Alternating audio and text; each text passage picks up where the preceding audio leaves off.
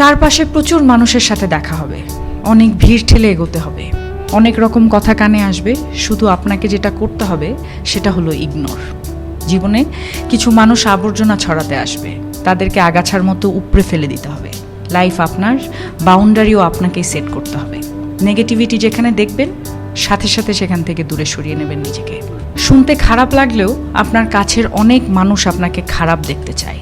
তারা চায় সহানুভূতি নামক মলমের তলে একটু কাটা ঘায়ে নুন ছেটাতে। আপনি সিম্পলি সেই সুযোগটাই দেবেন না। অযথা তর্কে যাবেন না, বোঝাতে যাবার কোনো প্রয়োজন নেই।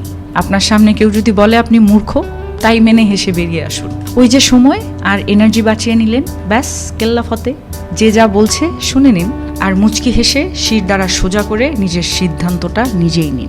যারা নিজের সিদ্ধান্ত নিজে নিতে পারে তারা আসলে জীবন চেনে, বোঝে। আপনাকে নিয়ে যখন বাকিরা সমালোচনা করতে ব্যস্ত থাকবে, আপনি ঠিক সেই সময়ে গাছ লাগান, ঘুরে আসুন, রং তুলি নিয়ে মনের মতো ক্যানভাস সাজান, বাড়ি গোছান, গল্প পড়ুন, পারলে আরও দুটো সাহিত্য পড়ে নিন, নিজের পুরনো ফটো দেখুন, ব্যাডমিন্টন খেলুন, ছবি তুলুন, চা খেতে বেরিয়ে পড়ুন, নামাজ পড়ুন, পুজো করুন। মোট কথা, তাদের কথায় রিয়্যাক্ট করবেন না একদমই। যা বলছে বলুক, আপনার কানে এলেও ফেলে দিন।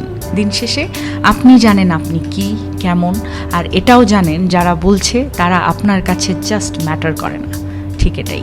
একটা বাউন্ডারি সেট করুন, একদম যাদের বা যার বুকে মিশে আপনি একদম শ্বাস নেবেন, যার সামনে আপনি আয়নার মতো দাঁড়াতে স্বাচ্ছন্দ্য বোধ করেন, শুধু তাদের কাছে এক্সপ্লেইন করুন, শুধু তাদের কাছেই ঝুঁকতে শিখুন। কারণ হয়তো তারা বা সে আপনাকে খারাপ দেখতে চাইবে না।